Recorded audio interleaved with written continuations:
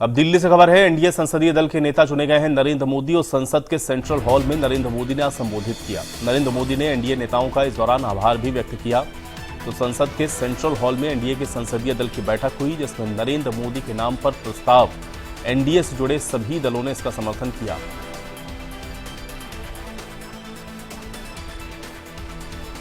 तो एनडीए परिवार का विस्तार हुआ। जेपी नड्डा ने इस बात को कहा, तीसरी बार नरेंद्र मोदी प्रधानमंत्री बनेंगे। अमित शाह ने इस बात को कहा। इसके अलावा एनडीए के जितने भी घटक दल हैं, सभी ने नरेंद्र मोदी को अपना समर्थन दिया। सभी ने अपने अपना संबोधन में प्रधानमंत्री नरेंद्र मोदी का जिक्र किया। वह संसद के सेंट्रल हॉल में प्रधानमंत्री नरेंद्र मोदी का यह संबोधन था।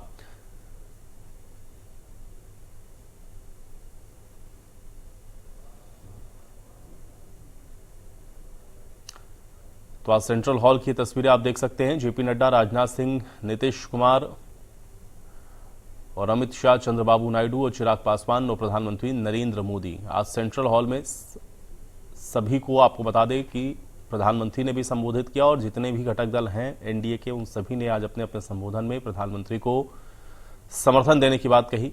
तो एनडीए के सहयोगी तैयार हैं।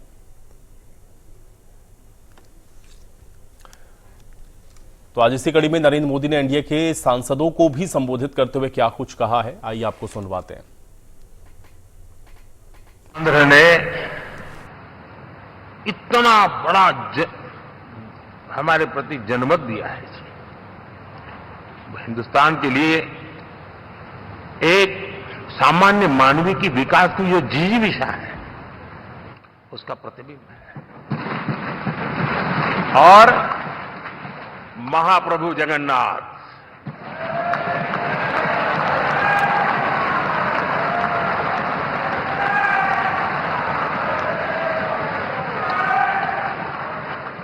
और मैंने अनुभव किया हमेशा। मैं हमेशा मानता हूं ईश्वर के अनेक रूप होते हैं, लेकिन जब मैं भगवान महाप्रभु जगन्नाथ जी को याद करता हूं तो मैं हमेशा मानता हूं ये गरीबों के देवता है। मैं इससे एक रिवॉल्यूशन देख रहा हूं और मैं इसके साथ कह सकता हूं कि विकसित भारत का हमारा जो सपना है, आने वाले 25 वर्ष, पहले मैंने 10 साल कहा था, या मैं 25 साल कह रहा हूं, आने वाले 25 साल महाप्रभु जगन्नाथ जी की कृपा से उड़ीसा देश की विकास यात्रा के ग्रोथ इंजन पैकी एक हो। तो वहीं इस दौरान राजनाथ सिंह, अमित शाह और बीजेपी अध्यक्ष जेपी नड्डा ने क्या कुछ कहा है, आइए आपको सुनवाते हैं।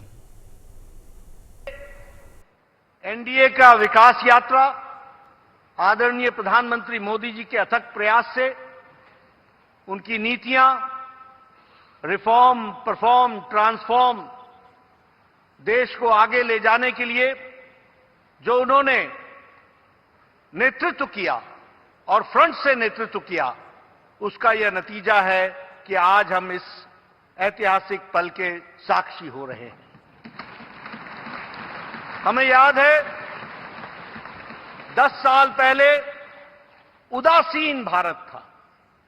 10 साल पहले भारत के बारे में यह कहा जाता था कि यहां कुछ बदलने वाला नहीं है, और आज 10 साल बाद मोदी जी के नेतृत्व में वही भारत आकांक्षी भारत बन गया और विकसित भारत के संकल्प को लेकर के चल पड़ा है। इसको भी हमको समझना चाहिए। 10 साल जो प्रधानमंत्री जी के रूप में मोदी जी ने काम किया, इसमें हर क्षेत्र में युगांतकारी परिवर्तन करने का काम उनके नेतृत्व में भाजपा एनडीए सरकार ने किया है, और देश की जनता का ये जनादेश उसको एक्नॉलेज करता है, इस पर मजबूत ठप्पा लगाता है। और आज ये पवित्र जगह जहां हमारे संविधान का निर्माण हुआ, वो संविधान सदन के अंदर हम जो लोग फैसला करने जा रहे हैं, वो आजाद भारत के इतिहास का एक ऐतिहासिक फैसला है कि 60 साल के बाद तीसरी बार कोई व्यक्ति लगातार प्रधानमंत्री बनने जा रहा है, वो हमारे नेता नरेंद्र मोदी है। मैं समझता हूं कि मोदी जी का नाम इन सारे पदों के लिए सबसे योग्य, उपयुक्त और सर्वोत्तम। साथियों, यह बात मैं इसलिए कह रहा हूं कि मंत्रिमंडल में उनके सहयोगी के रूप में उनकी कार्यक्षमता, उनकी कार्यकुशलता, दूरदर्शिता, प्रामाणिकता को मैंने प्रत्यक्ष देखा है। तो यह सौभाग्य प्राप्त हुआ है कि तीसरी बार हम लोगों की एनडीए की सरकार बनने जा रही है।